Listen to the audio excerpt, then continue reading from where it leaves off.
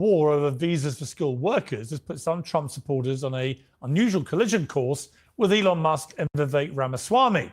The latter criticised US attitudes and work ethic, saying a culture that celebrates the prom queen over the math Olympiad champ or the jock over the valedictorian will not produce the best engineers. Well, this was Steve Bannon's response. I've said many times that Elon came and Elon's money helped organize the grassroots effort. In his engineering mind, he saw what the problem was as we saw it, and he supported it. And for that, he gets a place at the table. There's no doubt. We love converts, but the converts sit in the back and study for years and years and years to make sure you understand the faith and you understand the nuances of the faith and understand how you can internalize the faith. Don't come up and go to the pulpit in your first week here and start lecturing people about the way things are going to be. If you're going to do that, we're going to rip your face off. He said, get in the back like Rosa Parks, Steve Bannon on Elon Musk. Wow. Well, it's not just a battle of the bros. Two influential voices on the right, Mikhaila Peterson and Candace Owens, trading on this issue too. Peterson said, why did the woke right pretend it was illegal immigration they were against when it turned out it was immigration in general? At least be honest about it. If there's assimilation into the culture and legal immigration, what is the problem other than the skin colour? To which Candace Owens replied, Jordan Peterson's daughter thinks the visa debate comes down to Americans being upset about immigrant skin colour, lol, and the nerve to call the right woke as she makes it about race. 2025 is going to be so much fun. Well, indeed it is. Yes. Because I'm now going to bring these two together. Candace Owens, host of the Candace podcast, and Mikhaila Peterson, co-founder of Peterson Academy. Guys, calm down. They're not going to do any mud wrestling or anything. Relax. This is a philosophical debate between two women in the conservative circles, one formerly with Con Inc. We have somebody who used to be in Candace Owens, who used to be in Con Inc. and left. She left the mob. And Mikhaila Peterson obviously is deep inside with, pause, no pun intended, but she's inside her. She is deep inside Con Inc. though, with her dad, of course. These two have history going back in this past summer. They had a back and forth about censorship. I believe Mikhaila Peterson, remember young Nick and Jordan Peterson had gone back and forth. I believe that's when Jordan Peterson called young Nick a rat or something like that. Mikhaila Peterson said all Yahtzees, that's not Nick, but all Yahtzees should be banned. And then she changed her mind and said the algorithm just shouldn't promote them. And Candace Owens had jumped in on that. Let's see what's going on here. This is Piers Morgan. This dropped today, Friday, January 10th. You both join me now. Welcome to both of you. Happy New Year to both of you. And Candace, you said it was going to be fun this year. Here we go. What was your big objection to what Mikhaila said?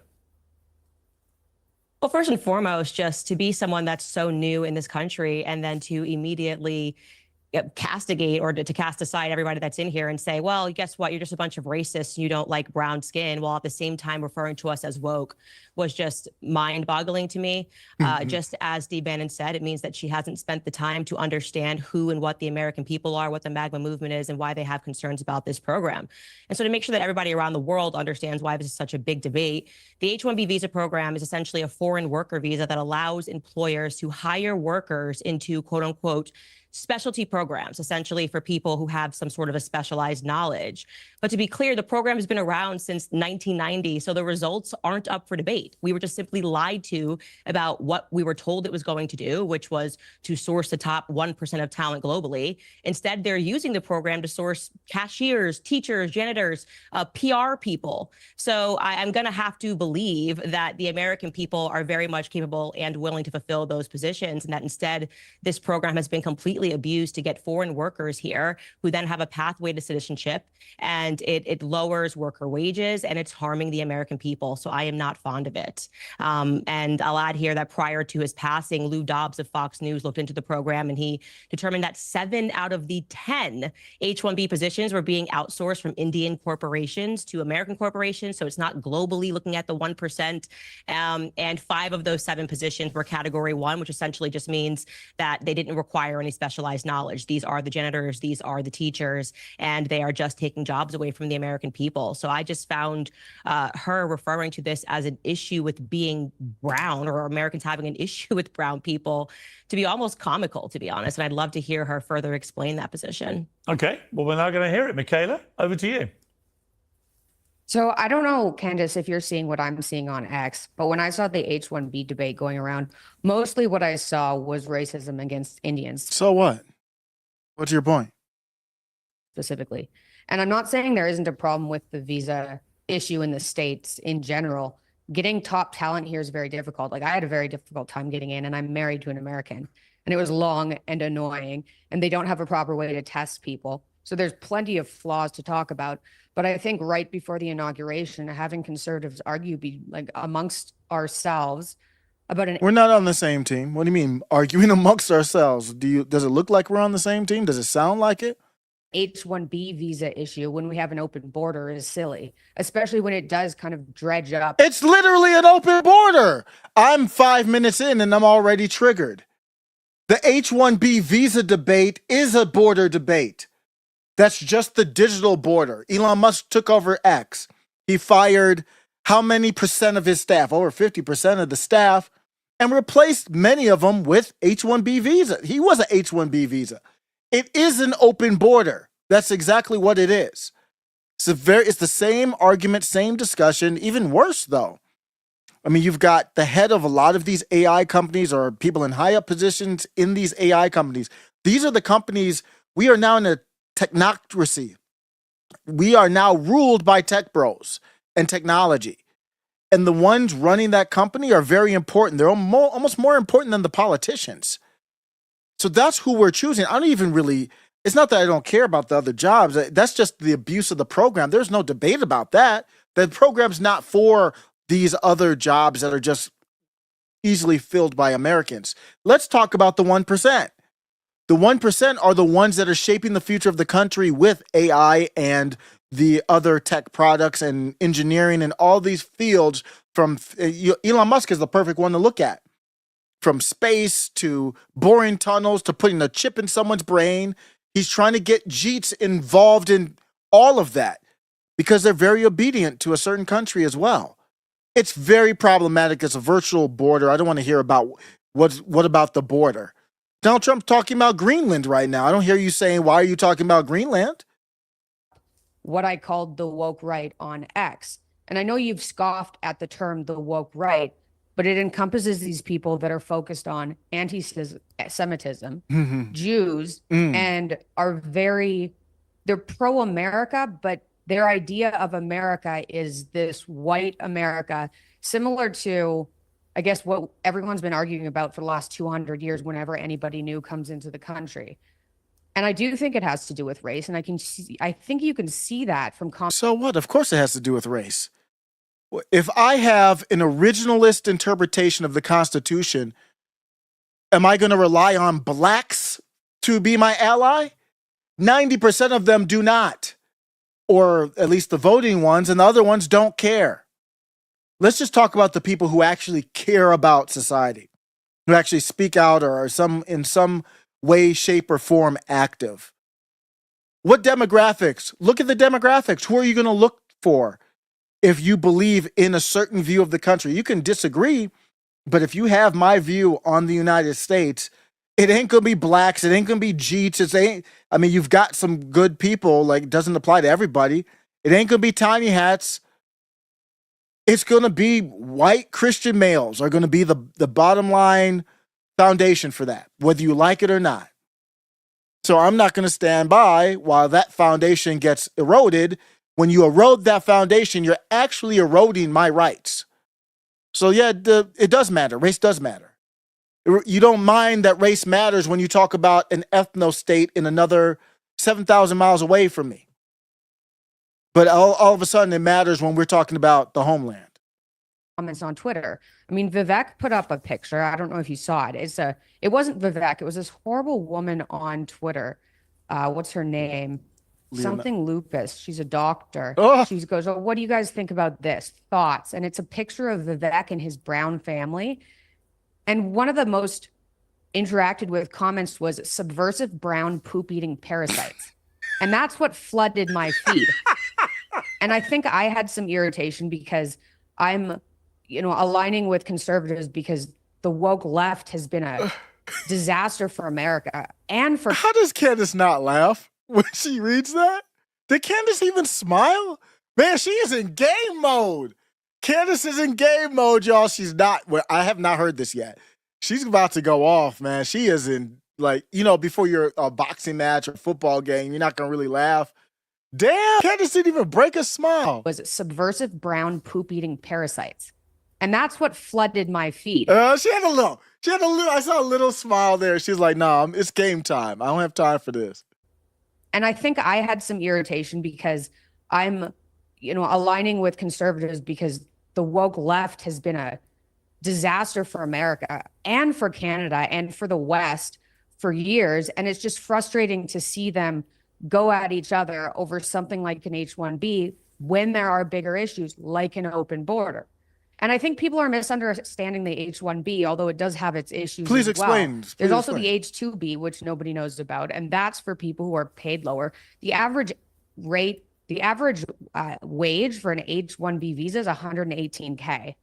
So there was all this talk on Twitter about how these people are underpaid and everything. $118K is pretty good. Companies, I don't think most companies, especially tech companies, are hiring H-1Bs to become more successful, to make more money. You're not making more money by getting H-1B visas in. You're making more money by having a successful company. She says, let me educate you about the H-1B, and she knows nothing about it. Of course, that's what they're using it for. Yeah, just even with these higher profile jobs, you can get someone and pay them a lower salary. It's not about that it's 100,000, 100K a year. Yeah, it could have been, if it was in the States, it could have been 120, 25, 30, whatever K a year. Company by hiring top talent. So I don't They aren't using the H-1Bs to hire more expensive talent. I think we're completely not aligned entirely because I agree the visa process in America is ridiculous. And it doesn't test people, like I said, properly. But I think it's silly to fracture the Conservative Party by arguing about 85,000 H-1B visas when we have an open border. And I don't like the racism. Okay. Candace, do you see common ground there? Okay, you don't have to like it. Go on somewhere. Find something else to do. There's a lot of things I don't like. I don't like the racism. What does that even mean? And what you just heard from Mikhaila? And what do you also feel about the fact that for Steve Bannon and the diehard MAGA group? I love how it's like, I don't like the racism about the Jeet and the poop jokes. What about the country that we're required to support literally unliving women and children? Where does that fall? I don't use the term racism. You use it. Tell me, is that racism or not? They look at this as a betrayal when they see Vivek and Elon and now Trump as well, all piling in, enthusiastically supporting this. They say, well, hang on, that's not about making America great again. They're not buying into, we need to get all these brilliant people coming here. They think it's a system that's being abused and that it goes against the spirit of MAGA. So you're seeing a real interesting debate raging about the heart of what MAGA really means. Well, MAGA has never defined itself. And for me, this is what it means to me is challenging power. That means the belief that power should be decentralized and distributed to as many people as possible. The Second Amendment, free speech, that's what those are. And we're seeing the opposite now with tech companies dominating the free speech and then a lot of local areas violating the Second Amendment.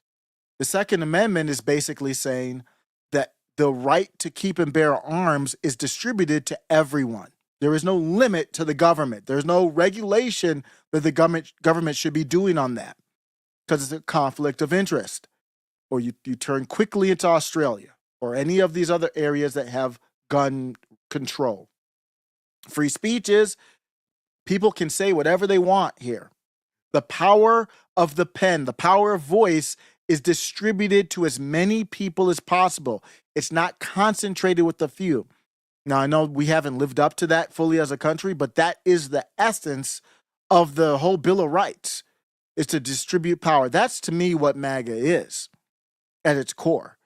And when you say America first, all that's defining is we don't care about other countries. So when you say, well, I want a meritocracy, the free market for meritocracy does not include India. It's a free market in America. We can't control what the markets are in India. I can't control what the markets are in China. China doesn't have a free market where Americans have the same opportunities as Chinese. That'd be silly.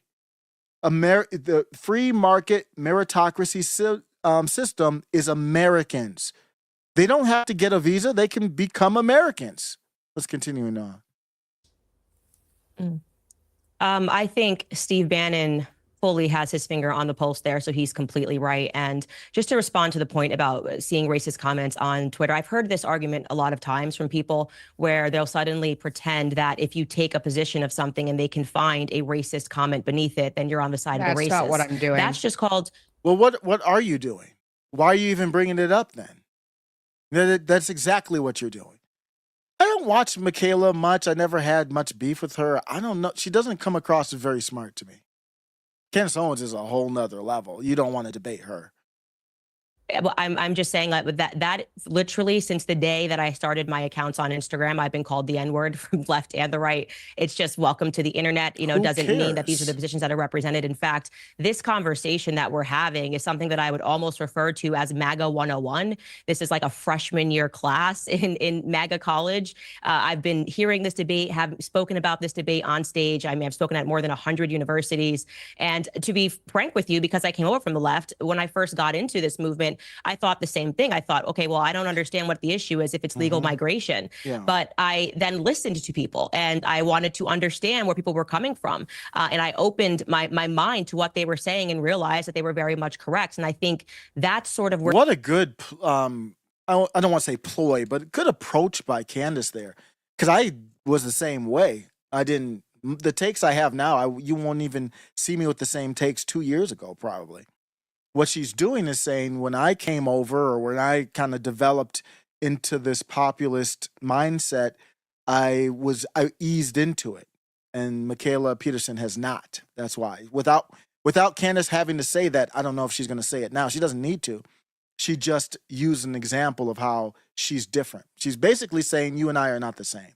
Where you get into trouble with the MAGA movement when you just instantly sweep away and condemn everyone and say, well, some people were saying racist stuff about Indians, and so this entire argument now is based on racism. It simply isn't. You know, Vivek, I personally stumped for Vivek. So if you think that I'm going to be on board with people being... I've spoken very highly of Vivek, Dr. Shiva Ayyadurai. I still think very highly of Dr. Shiva Ayyadurai. Vivek, I do have questions now because he jumped in on the H-1B visa on the wrong side, not my side at least. Racist for him when I went on the ground with him all throughout Iowa when he was running for president. Of course, I'm also brown myself, but I understand that this has nothing to do with the merits of the arguments that are being presented here. And it is just a fact that the H-1B visa, the majority of the people that are coming into this country are not coming in with any extraordinary skills, are not coming in because they're I don't like this argument with Candace. I don't care what skills they're coming in. The ones that have high skills and are higher up in these companies, it's even more important. I keep using Perplexity as an example because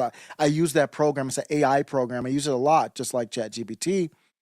And the founder of it is a H-1B visa recipient. These people don't, Elon Musk himself, these people don't understand America. So now you have people like Elon Musk, who was a he was a benefactor of the H-1B visa, telling us that you have the freedom of speech but not reach. And that's the First Amendment.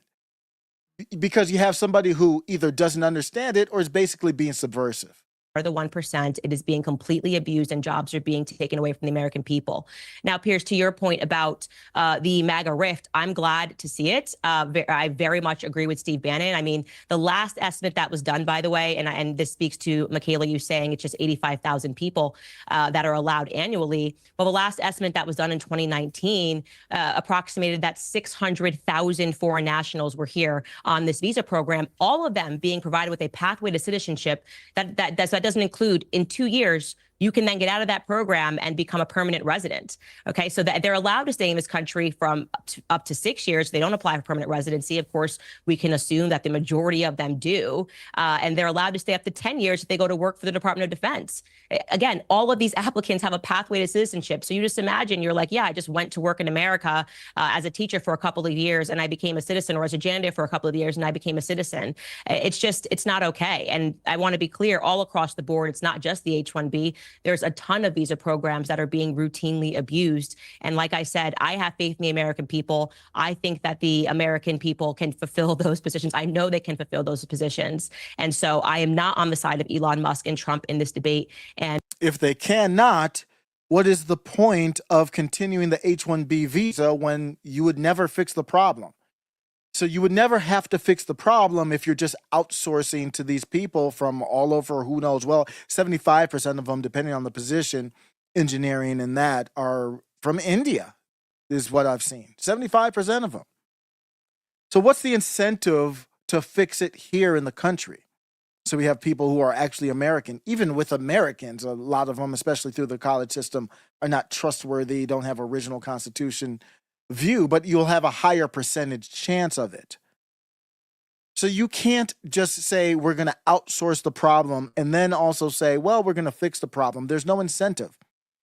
The way that, and a lot of libertarians, in my opinion, get this wrong, is that they believe maybe ANCAPs. They believe that everything would be solved if you get rid of this. This is my understanding of the take. You tell me if I'm wrong on their opinion, their position, is that if you get rid of the federal government, at least, that private businesses and the judicial system is enough. No, that's not. That doesn't make sense. The government is a business by itself. The problem is the government isn't doing the purpose it should be doing. The government gets revenue from tax. It's the biggest business. It's the most powerful business. It is supposed to be used as a check and balance against the power of private businesses. So the government is supposed to be a public business owned a little bit by every single one of us, and to fight against the public sector. Instead, what's happening is the public government is now basically foregoing the will of people or what's best for the people and partnering with the private sector. That is fascism. That's the problem that we're having. If you eliminate the public sector, all you have is government, all you have is business, which is private business. All you've done is eliminate what should be the competition, which is public business, which is the federal government. And the federal government is the one that's supposed to say, private businesses, you're using this law that we made as a loophole. We're closing it up, sealing it up, and fixing the problem. Of course, the public arena is not going to work if you can't make it do that. Look at LA. If you can't get the public servants to prepare for a natural disaster, which Donald Trump literally told them how to prepare years ago. We're talking about 2018, 2019, and many others have. Then the problem is you're not controlling the public sector. You get rid of the public sector, the same thing's going to happen. The private sector is going to do worse. The private sector will become the government. That's a classic argument, nothing new there, but that's what we need. We need a government. That's why people voted for Trump. They think he's going to do that. I'm not buying it, but I hope he does. He's supposed to provide the check and balance and say no. Well, obviously on the H-1B visa, he's actually agreed with the private businesses, but for free speech and otherwise, he's supposed to do that, but he's not right now. That's the problem. And I think that, Elon Musk has been at Mar-a-Lago for a bit too long and thinks that that is the sample of what MAGA is, and it simply isn't. Steve Bannon has been on the ground and spoken to those people for years. He understands what they're saying, and it would be gracious for Elon Musk to kind of step down and recognize that he's simply wrong in this debate. Well, it's interesting. I mean, you actually posted to me on X, of course, owned by Elon Musk.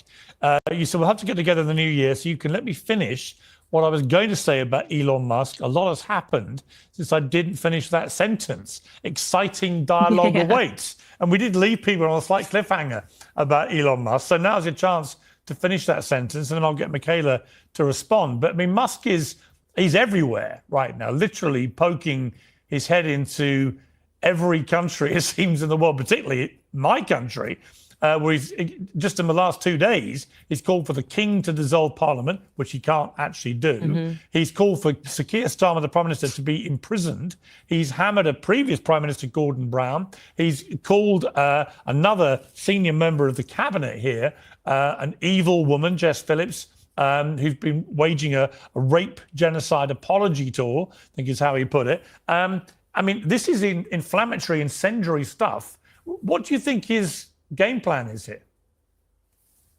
Well, that was what I was going to say to you. And for people that haven't watched it, we were able to sit down and speak about a variety of issues, but we did disagree on Elon Musk. You said that he was a superhero, and I didn't say that he hadn't done superheroic things. You know, I thought that he was going to rescue speech on X. Even that's up for debate now, given the H-1B visa debate.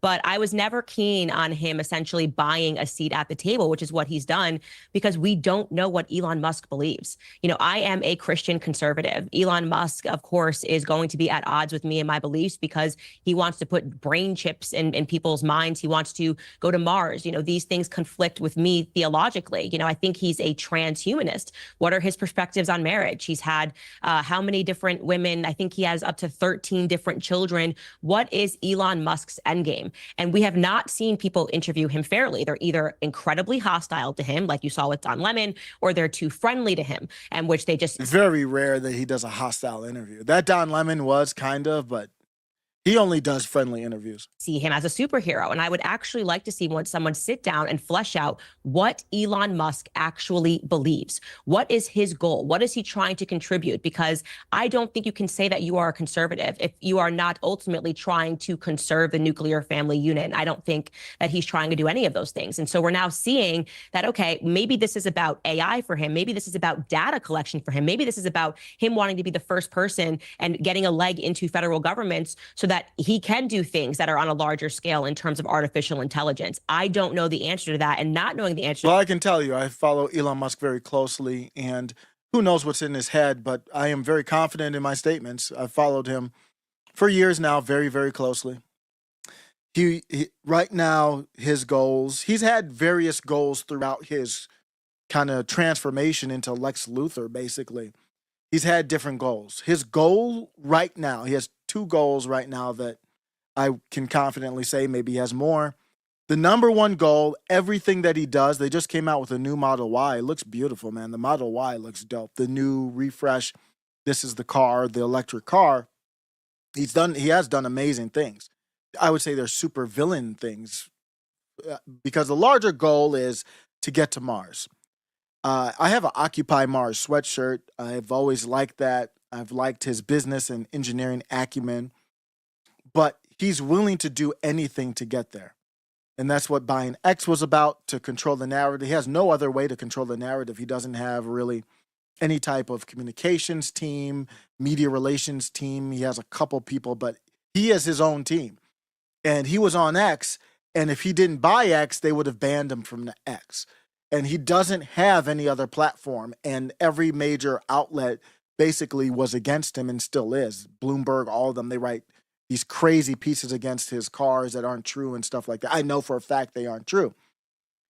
So he wants to get to Mars. He buys the communication platform. He doesn't care what he needs to do. He destroys free speech. It's worse than it was before. Now you have tiered levels of speech where he can say, well, you can still type it out and post it. Not many people might see it, though, but because you didn't buy the upgrade to the blue or to the yellow. And then the next thing is he wants to live forever. He wants his consciousness to be passed on through the chip. There's 3 people, I believe, right now who are testing. This is the Neuralink chip in the brain. And he wants to be able to do that and download. He's talked about that openly on Joe Rogan. The second time, I think. First or second. He's been on there, I believe, 3 or 4 times. The first or second time. I forget which one. He might have been the one where he was smoking.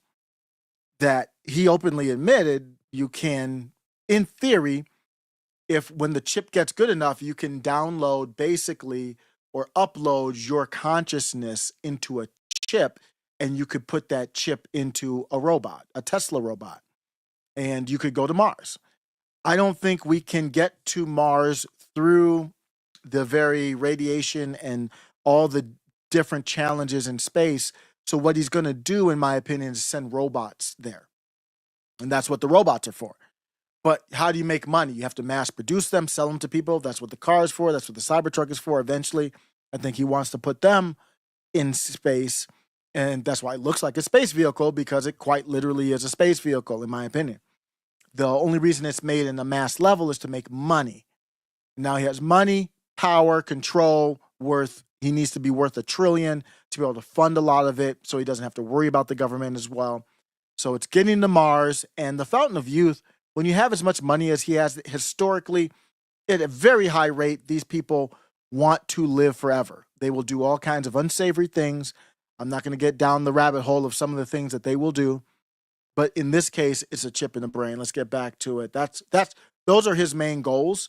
And he will sell out to the tiny hats. He'll sell out to the globalists. I mean, his CEO is a member, active member of the World Economic Forum. I don't know why people act like that's not a big deal. It's literally a globalist entity. That's what the H-1B visa debate is. That's a globalist position.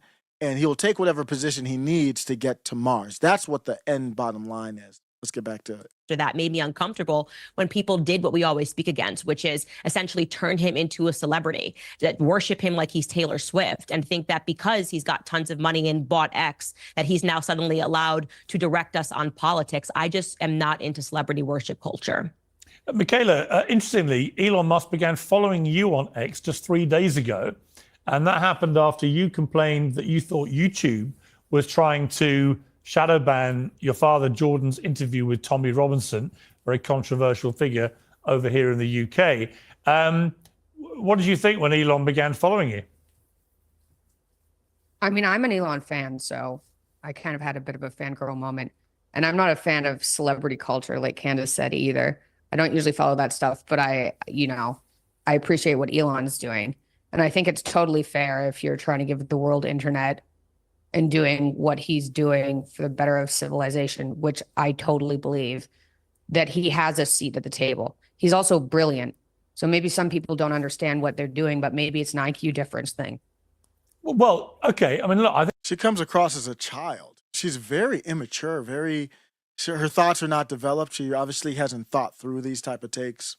he's a genius, no question.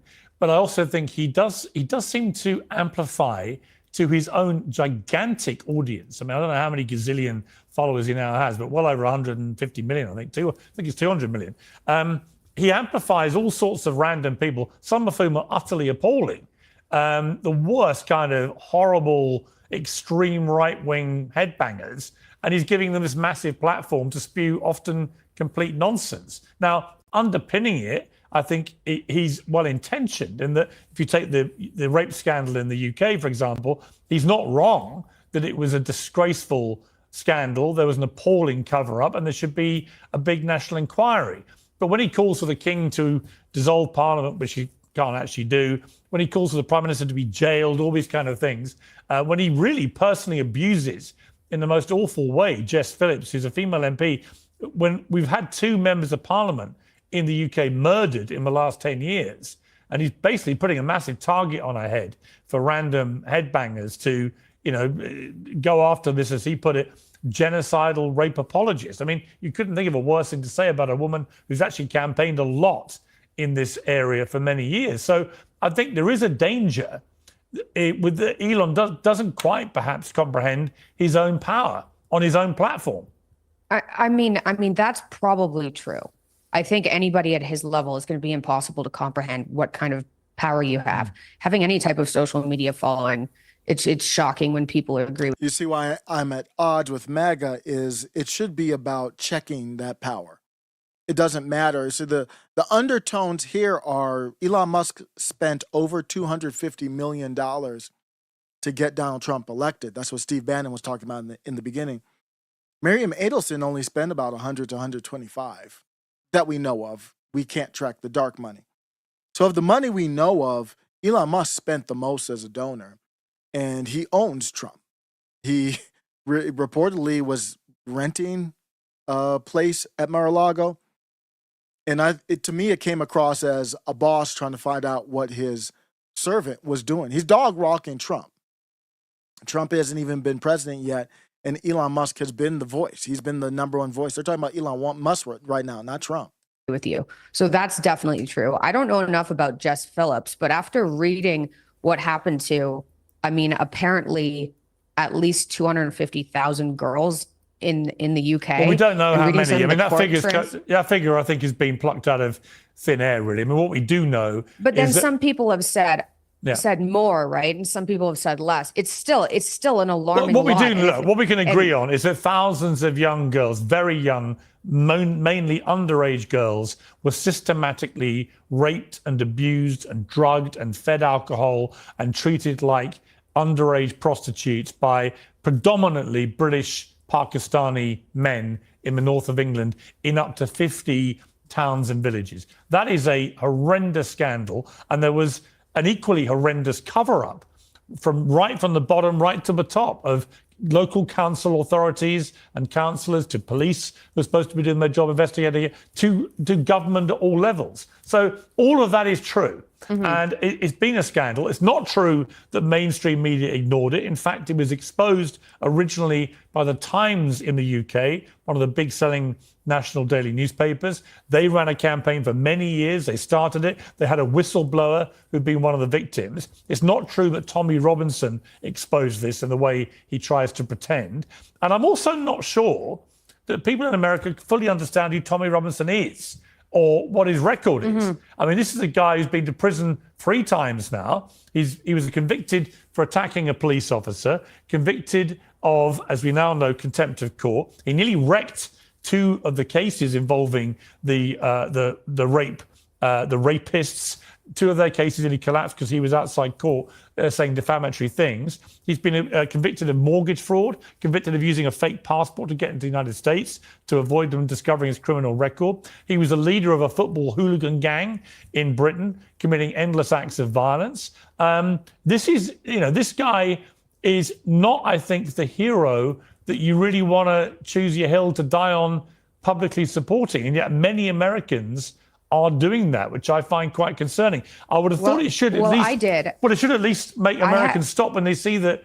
And I know you're not American, you're Canadian, but if you take someone like Nigel Farage, who runs the Reform Party in the UK, the fact that he won't have anything to do with Tommy Robinson ought to ring alarm bells to the right in America, I think. Yeah, I mean, that's all. I'm not a fan of Tommy. I don't follow the UK, so I have no comments on the details of their politics. Let's get back to the clip. All fair. And as soon as I posted something that said free, it said something like free Tommy right now, right? And that gained a lot of support. And I had a number of people reach out and explain all that to me. But I don't think somebody like Tommy would have risen to where he's at now and gained the amount of support he had if there hadn't been the only reason they're supporting Tommy is he's one of the most Zionist people in the world. And that's all it comes down to. Nothing more. So much corruption in the UK covering this all up. Well, I think that may be true. Because maybe he shouldn't be the hero. That may be true. And I also think on that point, just to jump in, I also think not only is that undeniably true, but also he has been deliberately amplified as a kind of bogeyman by the other side, because they know he's so flawed and so damaged and so in many ways lacking credibility because of his extensive criminal record and so on. They're quite happy for him to be the front man having a go at them because they think it gives them a bit of a pass. I think that can also be true. Yeah, agreed. As for Elon getting involved in it, I think that's probably a reaction because there's been so much jumping up and down about Islamophobia for the last 10-ish years that if people in the UK, especially in the government and police officers, were actually scared to talk about what was going on for fear of being deemed Islamophobic, that's a huge problem. If we can't discuss child rape because we're worried about being called racist. Like, I understand where Candace is coming from, saying don't throw the racist term around. I do get that, and it's a slippery slope. I completely understand that. But I think what happened and what's going on in the UK is so egregious and so awful. Like, I can't think of a lot worse than finding out about something like this, especially given it's been going on for so long. And especially even people who haven't been talking about it because of the fear of being called Islamophobic. I can't think of anything worse. So I can see why Elon's freaking out. I mean, about I agree with you, Uh, and I listen. I've discussed with Candace before this very lazy trait people have of apportioning that kind of label to anybody for absolutely anything to shut down debate. I've got to say, in the case of Tommy Robinson, I think he's an unashamed Islamophobe. I mean, this is a guy who, when I interviewed him, one time I interviewed him, started waving the Quran around and just openly abusing everything about Islam. And to me, that is the definition of an Islamophobic person. So it doesn't mean there aren't people who aren't racist or Islamophobes or sexist or transphobes or any of those things. It doesn't mean there aren't any. Yeah, but it just means you have to be careful about how you throw that kind of accusation around, and that your primary motivation is not to shut down debate. I think Tommy Robinson was right to continue to highlight the scandal of the rape gangs, but he didn't expose it. And I also think there's a big self-interest with him in spewing deliberate lies about the Muslim community and constantly attacking Islam because it makes him money. And I'm very cynical about that. And I think that can also be true. I would also. They're boring me right now. I don't know what's going on. This is not good. But I guess if you're in the UK, it's a big topic. I saw that. I don't care about any of this stuff they're talking about here right now. Just even in general, it's just not a good topic. They're getting into leftist type racist and Islamophobia. It's just, those are really low IQ, just boring topics. But I will talk about, there was an issue with Keith Woods. I mean, there was debate about how Keith Woods is approaching his time on X as somebody. I've never even said a bad word about Keith Woods, but I am critical of what he's done recently. Keith Woods has spoken out against the Muslim part of the UK situation, and largely I'm on their side on that, but Elon Musk retweeted Keith Woods is the gist of it. And Keith Woods was very complimentary of Elon Musk. And it just wasn't the right tone for someone who has been in the circles of young Nick and others who have just been banned. They just got banned from X, to my knowledge, not let back on still to this day. Some people got their checks back. Laura Loomer got her check back. She didn't get her. I don't know if they got their company affiliation back or not. I think Conservative might have, but she had lost her check for a while, and a ton of groypers got banned. And he just kind of forgot about that and didn't care about it. So I see Cassandra McDonald has her blue check back and her conservative affiliation back, the yellow badge. The conservative group can have affiliates under it, and that gives you another speech boost on X. And I just don't understand Keith Woods giving Elon Musk credit for basically it's Zionist, whether you agree with the total of women or young women that got violated. Much of it is Zionist talking points. That's why Elon is comfortable retweeting it. So I'll get back to this. Candace. Yeah, I also want to add here, just just regarding Elon Musk shifting gears and even speaking about that issue. You are correct. Obviously, I follow UK politics to some degree because of who I'm married to, and I will tell you that it very much seemed to me like he was drudging up this issue because he was getting so much backlash on the H-1B visa. So I don't really know how sincere Elon Musk was when he weighed into that issue at all. Suddenly, no one's not. Do you mind if I finish my sentence, Mikhaila? You've just been talking for a long time. Do you mind if I there's not a time. There's not a time. Do you mind if I finish my sentence? It's hard to address them all. Do you mind if I finish my sentence? I feel like I've let you speak. I mean, a bit, but go ahead. Everyone's speaking. Go ahead. You mind letting me finish my sentence? Go ahead. Thank you, Mikhaila.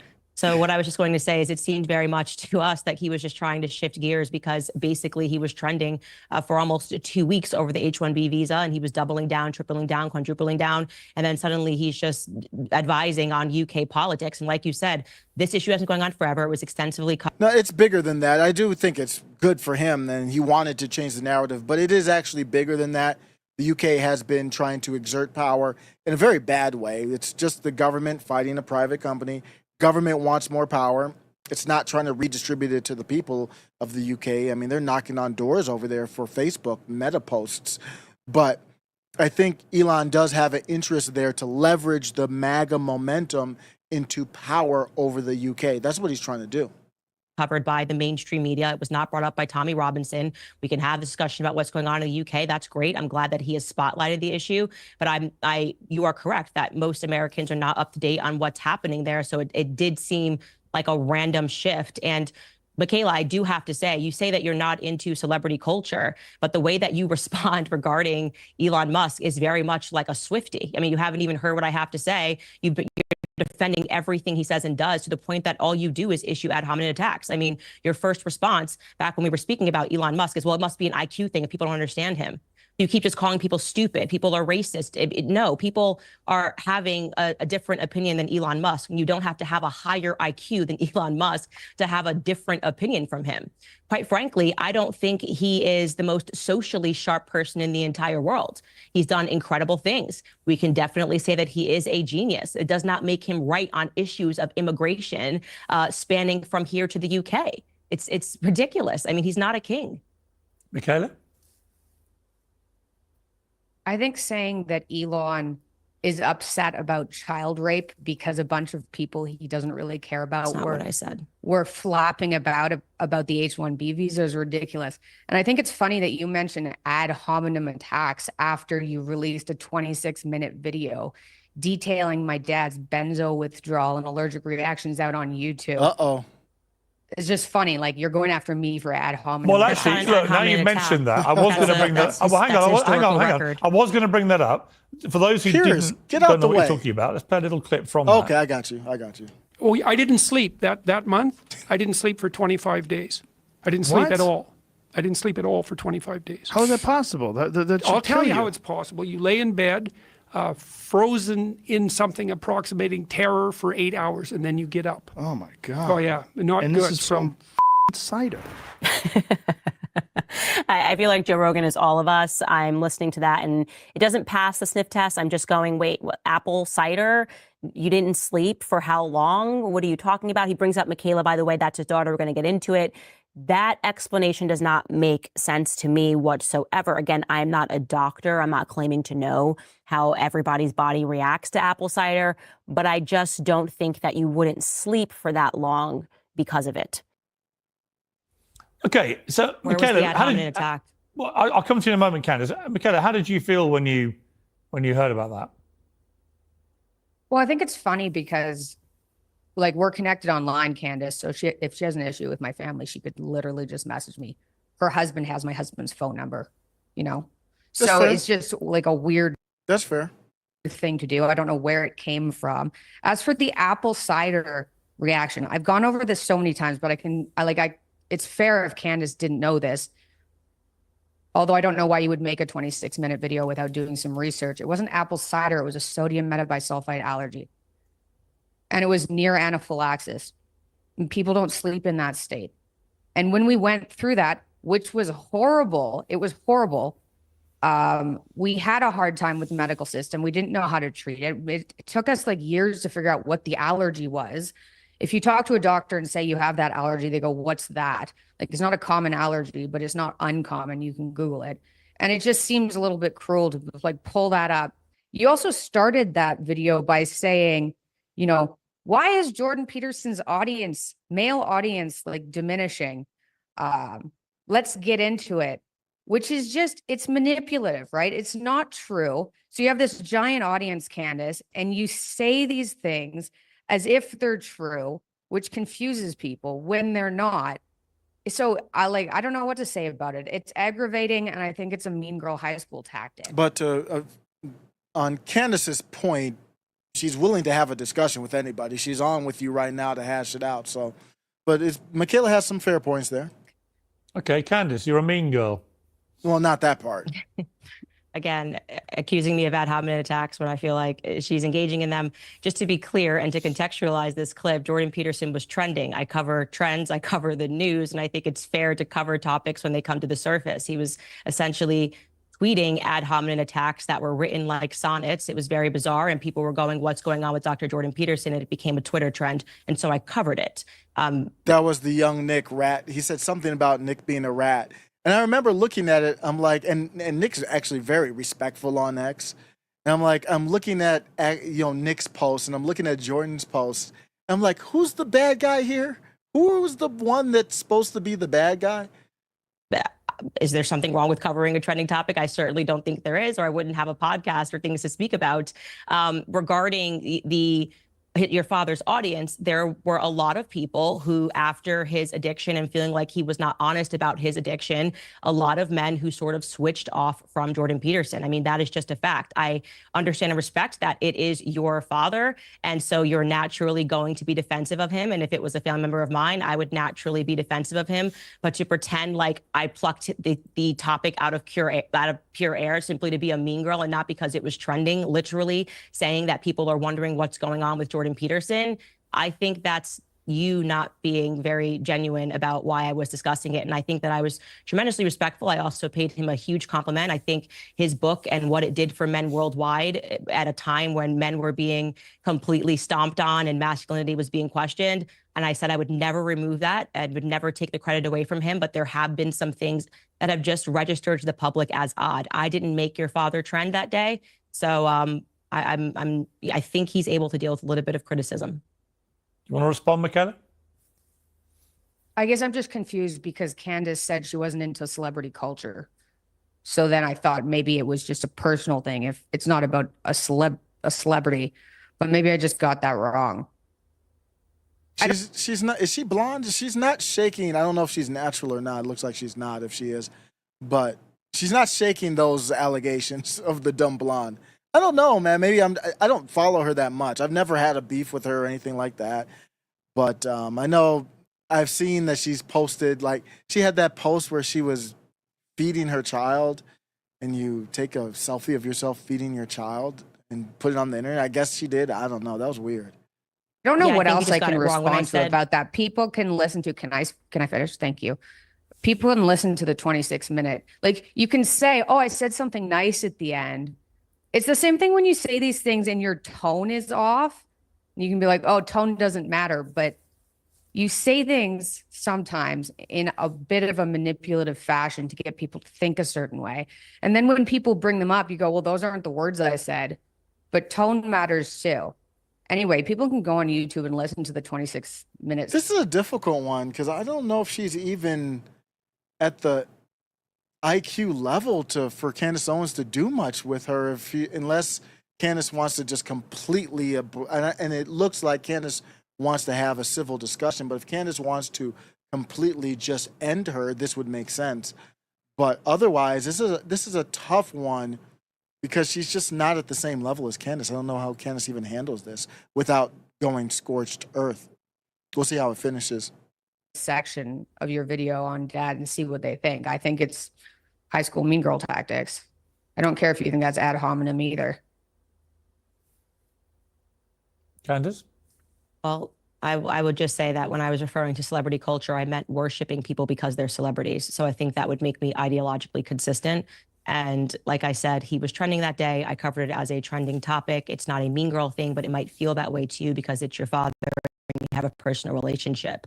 You know, and I can apologize if you are hurt from me covering the news. But like I said, we have to develop a thicker skin when we're in the public. How many things are said about me routinely on a daily basis? If people want to cover after I have, an addiction and people say, hey, after this, I think people lost faith in Candace Owens and that becomes a trending topic. I think that's fair game. It may not feel good to me, but I think that it would be fair game and it would be newsworthy. Okay. You do know that 1/5 of Americans are on psych meds, right? Are you aware of the statistics? Yes. Are those all people with Correct. addictions? Like, is that your view of people on psych meds just in general?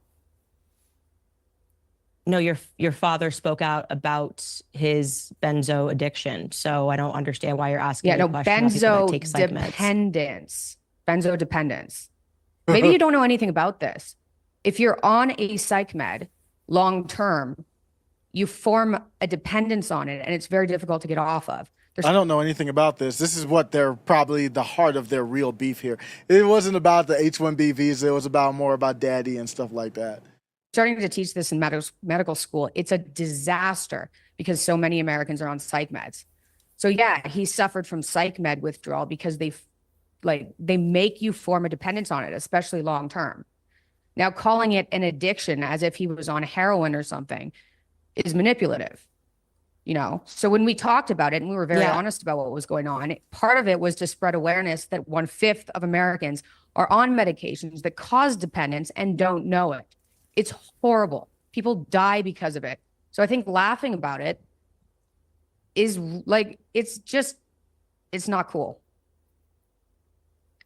Well, I certainly don't think I laughed at it. Well, I will tell you personally, because my wife had thoughts about, hey, let's get our kids tested to see if they have ADHD. And I was like, well, I'll save you the time. I think they do. I think you do, and I do as well. What's your point? It's like, oh, maybe they can do something for that. We're like, what? We can search online and find like different things like writing stuff down or whatever just different non-medical treated ways. And I think, we did not go down any other route. And I think my wife was thinking like, oh, maybe they have a pill for that. No, they don't. Not for our kids, they're not. I think benzo dependence is pretty much a euphemism for an addiction. And if you know anything about my work That's and the me being problem, super though. crunchy and speaking about why I think medicines are bad because they do create dependencies, which then yield people going onto the streets for something stronger. I mean, the benzo addiction becomes a heroin addiction because the doctor won't write you the prescription anymore. So you turn to the streets for something stronger because your body is dependent on it. I'm sorry that, again, you are offended by this conversation simply because it is your father. I don't think I've been offensive in my language. And if you find it to be manipulative, that I think that it impacted the way that men saw him when they publicly were saying that on Twitter. We covered the tweets that people were writing on that day about how, they used to idolize him. They're so grateful for his book, but this is not the person that they knew. Again, I'm sorry you're offended by that, but it's just the reality of what happened. And I can tell this is a sensitive topic for you, but it is what it is, Mikhaila. I don't know what to say. I don't think anybody's laughed at it. I think it's a good conversation to be had. And no one is more anti-Big Pharma than me. I mean, I have an entire series against Big Pharma, so. I don't even know where to start with that. Benzo addicts will go to the street for heroin. We were trying to spread awareness about psych med withdrawal. And we were very honest about what everybody was going through. I went through psych med withdrawal myself. It was one of the worst experiences in my life. It kills people, causes akathisia, which makes people suicidal. It's a terrible side effect. So that's what we were talking about. Now, if you want to twist that a little bit and be like, he's losing his audience because he's an addict, I don't really know what to say. Okay. Yeah. I think we've had a robust exchange about that. And you both made your views very clear. Let's slightly lighten the mood here.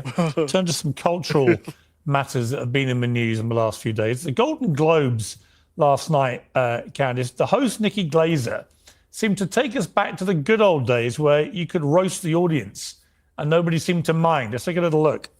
Good evening and welcome to the 82nd Golden Globes, Ozempic's biggest night. I am not here to roast you tonight. I want you to know that. And how could I, really? You're all so famous, so talented, so powerful. I mean, you could really do anything. I mean, except tell the country who to vote for. But it's okay. You'll get them next time. I look out and I see some of the hardest working actors in show business. And by that, I mean your servers. Yes, give it up. They'll be bringing you your cocktails to drink and your food that you'll look at. I made some digs about P. Diddy and freak-out parties and basically gave him a good old roast. Is this a sign, perhaps, that post-Trump's victory, Hollywood needs, it's got to move with the times and get rid of the woke crap? Yeah. I certainly hope so. I mean, I'm looking forward to the next election cycle because we couldn't have sent a stronger message to them this year. They brought out everyone they could possibly bring. How many of their homes burned down, which is terrible tragedy, but that's on the topic of Piers Morgan. I mean, when your home burns down and you've got all kinds of rainbow warriors as your leaders locally and above, it might change your mind about the woke. Out from Beyonce to Taylor Swift to tell us who to vote for, and Americans firmly rejected it. I mean, I've never seen so much star power in any election of people coming out. I mean, they even trotted out Eminem, and Americans just forcefully said no. And I think they're quite embarrassed by that, and they're realizing that they have no idea what's going on. They do not have their finger on the pulse of America, and that we are laughing at them. That Hollywood is no longer this sparkly, glittery, unattainable thing. For the most part, Americans think they're out of touch elitists who don't even touch their own door handles. So I'm happy to see that her jokes definitely, I mean, I just chuckled a couple of times. It definitely seems like it's not about just being angry that the country isn't listening to you. So good for her. Yeah, I mean, Mikhaila, I thought it was interesting because since Ricky Gervais bowed out of doing these things, or was probably encouraged to, because they couldn't dare take the risk of him taking the piss out of people, it's been crying out for a host to come and do that, to just have a bit of fun. You know, the thing about the woke brigade that I find so unutterably boring is they're so joyless. Yeah. Like, every single joke, they're so offended by.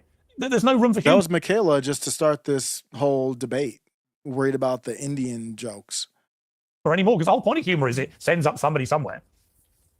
Yeah, I mean, I completely agree with what Candace said and what you said there. I think everyone's breathed a sigh of relief, and the people that were concerned for their jobs, so especially people in Hollywood, and I don't think that's an excuse for not speaking out, because they were just propagating like evil for years. So that's not an excuse. But now that their jobs aren't necessarily in as much jeopardy, people are loosening up, and I'm pretty thrilled with the direction we're heading in. Like, there's definitely problems. There's visa problems. There's immigration problems. There's like people bickering amongst themselves.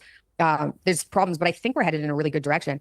And I think Canada might be headed in a good direction too. Well, I was going to ask you about Canada. I'm excited. Because Justin Trudeau has quit. And many people say, yes, it was down to policies, but also down to just the fact he was the most woke leader in the history of wokedom. That just happened. I know that there was like talk a couple months ago about him stepping down and then nothing happened. But I mean, apparently it's true today, which is huge. I think most people maybe most people in Canada can't get behind that, but I think it's very exciting. My only concern is I think the process after he steps down is Liberals get to choose another leader. So maybe. Well, the process is another Zionist steps up, and what we have is, what's his name? Pierre Poilievre, the Apple guy. I think I used to have that drop on command. It was so good, the Apple moment. But it turns out he wasn't really. It was basically a one-hit wonder type of thing. His whole kind of mentality doesn't match with mine. But that Apple moment, and I believe is he the one in the lead? I don't even know their politics. I don't know if there is a lead or not, or how they do it. But I had that at one point. I think I probably deleted it because I'm not a fan anymore. Let's finish this off. They're almost done here. I'm going to do a Destiny and speed it up. They've learned something, and I know it's only for an interim period, and Pierre Poilievre is most likely going to take the next election, which will be so good for Canada. So it's very exciting. But I've never seen a prime minister. Maybe it happened when I was very, very little, but I've never seen a prime minister step down. So I'm not even sure what the process is after that happens. Yeah, I think you're right. I think it comes from within until there's an election. I mean, Candace, think about Trudeau. He was like a lot of woke people. He was an unbelievable hypocrite, but he wasn't lecturing about racial injustice. He was putting on blackface repeatedly. It's almost like there wasn't a moment in his life when he hadn't put on blackface to some party. And yet he felt he had the moral right and self-righteousness to lecture us about stuff like racial injustice. He just seemed like a bad faith actor from the very beginning. And I think Americans really got tuned in when we saw how the truckers were treated throughout COVID. That was absolutely ridiculous. And so I'm definitely glad to see him go. He's been a terrible leader. But sometimes, and this is my faith speaking, these bad things happen for a reason because it does awaken us. It awakens us to how bad things really could get. And I think that he played his role. Like I call him Little Castro. He definitely played his role and played his part. And I think jolted Canadians and Americans into what's really happening in this region of the world. It seems to be happening everywhere. Partly it's a rejection of incumbent leaders where people are just now, I think probably post-pandemic and all the fallout from that, they've just lost trust in governments generally. They're angry, perhaps they're impoverished by what's happened, and they want change, partly. But I also think there is an ongoing, pretty dramatic repudiation of wokery, of what woke stands for. People are just sick of it. Absolutely. People are totally sick of it. And that's why I said, as much as we can hate these individuals, it took them being so radical, it took them being so left for most of us who were just kind of going along and saying, okay, this is totally fine, to realize how extreme things were and to fight for sanity. We needed the trans lobby and the trans people to come out and say, women can be men and men can be women, for us to wake up and stick our head up in the water and go, wait, what are you saying? What's going on? And so I welcome that. I'm glad that it happened. I'm actually glad even for the Joe Biden presidency. I know that sounds insane for people to realize you can just fully have a puppet in office who is actually not doing anything, to start to question who's really in control of government, because that wouldn't have happened if we didn't see the obvious mental decline of Joe Biden and wonder who were making those decisions. So all of these conversations, plus the independent media, is here because of the mistakes that were made throughout COVID and with these sorts of leaders at the helm of their nations. Yeah, Mikhaila also saying, right, and the mere fact that the three of us all have big platforms that are not conventional legacy media, it shows you the way that it's going and the way people are consuming information. It's no longer being controlled by traditional mainstream media. It's being controlled, the message, actually by people like us. then thank goodness for that. So that's true. That's one really good thing that came out of, like, I'd say the last, I don't know, maybe 8 years when it was extremely, extremely left and woke. I also think it's, I suppose, a good lesson in how far people will go along with something. You know, A lot of people don't define woke. I guess I understand how they use it. If you haven't heard me define it, I use it differently than they do. I think it's something that's relative. So if I think somebody else is woke, then they probably should think I'm woke. I think most people would agree with that. And there is no right or wrong. I think woke is allowing an authority outside of God to define your moral high ground, your moral foundation, basically. That's what woke is to me. So if you don't believe in God, I think you're woke, straight up off the bat. You see James Lindsay crashing out, and recently he responded to, what's his name? Ian Campbell, I forgot his name. Ian Carroll or something like that. The guy who's done a lot of good, like, investigative work and digging and research. And he literally ratioed Elon Musk by like 10x or more on a post talking about the tiny hats. And James Lindsay came in to try to say you're wrong and basically just ended his whole credibility, because Ian was like, well, what did I say that was false, basically? And James Lindsay said, you used curated truths. A new term just dropped, everybody. Curated truths. And it's true, but it's curated.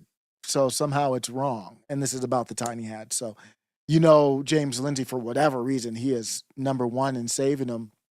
But my point is, everyone's getting exposed, man. It's all falling down quickly, man, for a lot of people. How far people will follow authority before they turn away. I was definitely surprised that it got to where it was. So say even the trans kind of mutilation, the surgery that's been going on with underage people in the US and in Western society, I didn't really think it would get to that. I remember when Dad started speaking out about the trans debate in 2016, and I thought at the time that he was going too far. I was like, it's never going to, I just didn't think it would get as bad as it did. And then we saw what happened with COVID, and we saw what happened with vaccines. Like, it got way worse. People can get pushed way further than I thought the average people could get pushed without pushing back. But I think that's a good lesson for at least people like me to learn, that you can push the average person very far before they start pushing back against authority. Yeah, I think a lot of people actually have inherent common sense. And when Trump won, on the night he won, he made a very powerful statement of victory. But he also said that he felt at the core of bringing so many people together to vote for him from so many disparate groups was at the heart of what he was about, was a core of common sense. I agree with him. Trump, whether you like what comes out of his mouth, the rhetoric style, whatever, his gut instincts actually normally are pretty sensible. He wants a secure border. He wants not to go to war. He thinks that biological men should not be destroying women's sport, etc. These are not outlandish views. They're probably the views of the vast majority of people. We've all been hijacked by the woke. Democrats made it too easy for Trump. Brigade, a small number of people are very vocal into believing that black is white is black, and the sky is green when it's blue, and so on. And eventually people go, I've just looked at the sky, and it's not green, it's blue. Sorry, you're out of here. I want to end on something which I don't even really want to do this, but we kind of have to. Meghan Markle and her absurd new venture. Candace, yes. She's going to become just a jolly old normal housewife, doing cooking with her jolly little friends. Let's take a look at this Netflix trailer. Let's go. I've always loved taking something pretty ordinary and elevating it, surprising people with moments that let them know I was really thinking of them. What? This is probably one of the most glamorous moments of my life. It's magic. I'm going to share some little tips and tricks. I see what color I gravitate to, and everything goes from there. And how you incorporate these practices every day. That's what you want. You want that shape and texture. Candace, not much leaves me speechless, but I'm kind of speechless. Can you find It's the words amazing, to encapsulate It's your... absolutely amazing, okay? So, she left the royal family because it was just so unattainable and out of touch. And here she is in Montecito putting together perfect little baked pies to Do You Believe in Magic? Like it's an Eat, Pray, Love sequel, because that's so attainable and relatable. Right now, we can't afford groceries and people can't put gas in their tank. But yeah, here's Meghan Markle showing you that she likes to take something and elevate it, because I'm sure this is exactly what she was doing before she met Prince Harry when she was a D-list actress that was like stripping down on suits. But she wants to believe this is the real her. I've never seen someone that just struggles to be a person, like just be a human being. They don't know, they sit in front of them like, how can we humanize you? And she's like, I know, I'm going to go in full hair and makeup, because I know when I bake with my girlfriends, in a white outfit, invite everyone over. In a white outfit. Perfect hair and Who perfect cooks in a white outfit? I think it actually would have been interesting if they did a true reality show with Meghan Markle, not this BS cooking show stuff. Literally no one. But apparently we're supposed to relate to this and somehow go, oh, now I see why she left the royal family, to essentially create a royal in Montecito. It's so patently her, so patently tone deaf. I love it. I give it an A. It's also, Mikhaila, it's so painfully deluded. I can't work out if she really believes this stuff. I knew her a bit before she met Harry, but I watched this with my mouth open like we all seem to. And the thing is, nobody told you how you look in this. I don't think I have the words to describe my reaction to that. Like Candace said, it's super out of touch. She must not know how she looks. Like, it must be as simple as that. She's like, I have my fan base, they love me, and they're gonna love a cooking show. And then there's about that much thought put into it. Yeah, I don't know whose idea this was. I don't have the words to describe. It's not even her mansion. It's her neighbor's friend's mansion, apparently. But the whole idea of doing a cooking show from a massive mansion in one of the richest enclaves in America, in Montecito, and pretending you're relatable, as Candace said, is utterly preposterous. Like, laugh out loud. It's like the kind of thing you do if you were doing a parody spoof about them, isn't it? Yeah.